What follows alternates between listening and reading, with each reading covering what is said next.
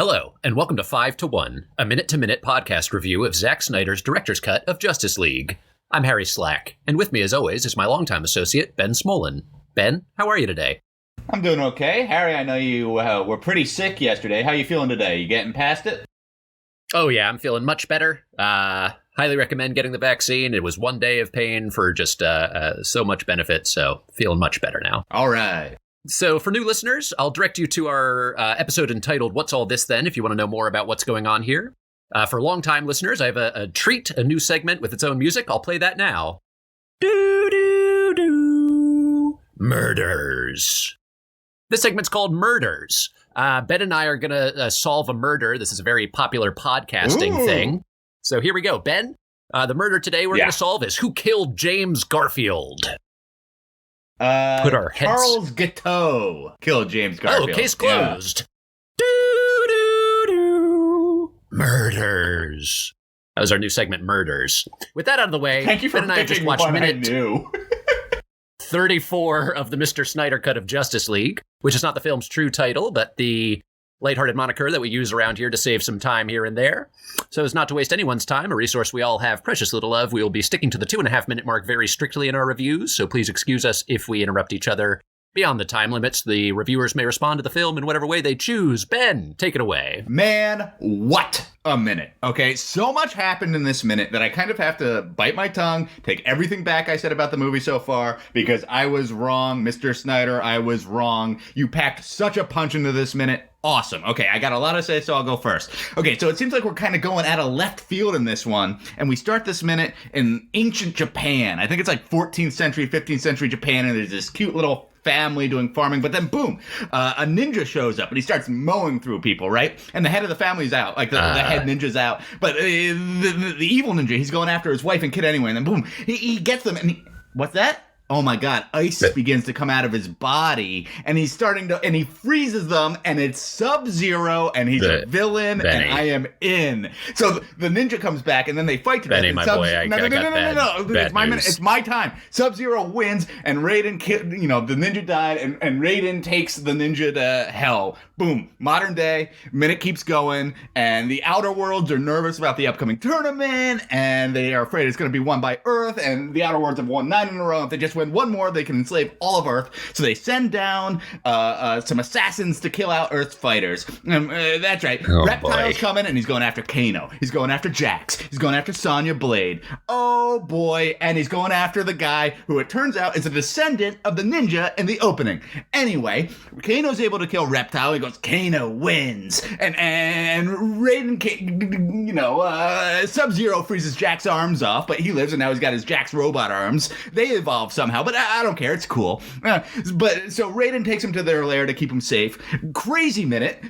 There's the fire guy, the blade hat guy. They begin to train. Awesome. Blade hat guy dies after Kano betrays him. He gets his soul sucked. It's great. And then the forearm guy comes after the new fella.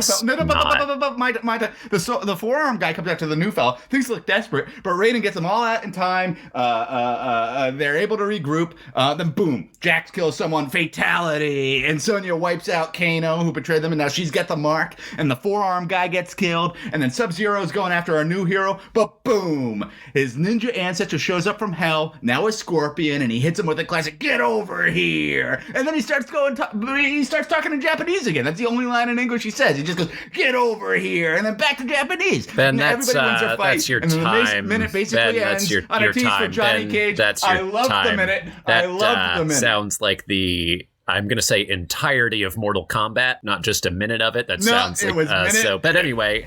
It was minute 34 of the Justice League, and I loved it. What I saw was Needleman threw like 10 horses at once. That was what I had seen. I saw Needleman throw. He used, I guess, a rope, but it wasn't his rope to throw 10 horses. Then he's running, and the lady who's guarding the box with her life wife gets grabbed by a cicada man, so she's going to put that life oath to the test, and she's lifted up in the air, and then maybe another lady throws a thing at the box, and the box falls to the ground, and that's what happened in the minute of Justice League. Did you like not it? The entirety of.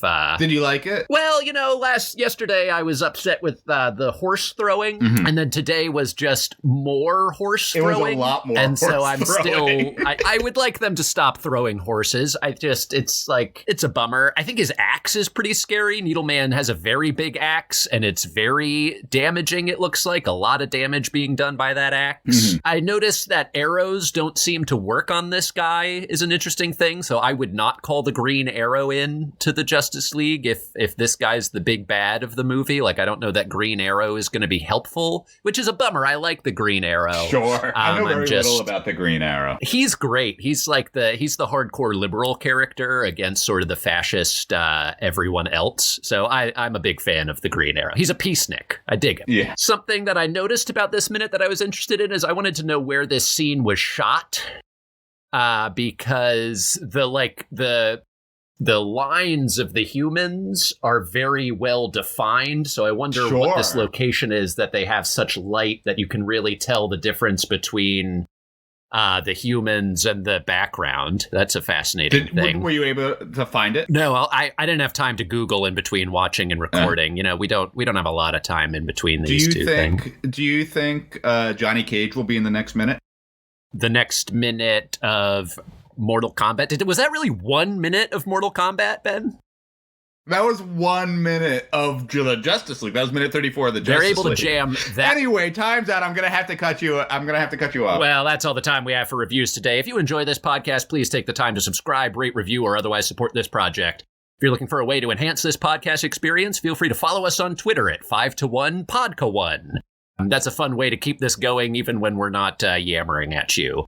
Please join us next time when we'll be reviewing minute 35 of 242 of Zack Snyder's director's cut of Justice League. Fingers crossed we get some Johnny Cage. Or as we sometimes call it, the Mr. Snyder cut of Justice League. Goodbye.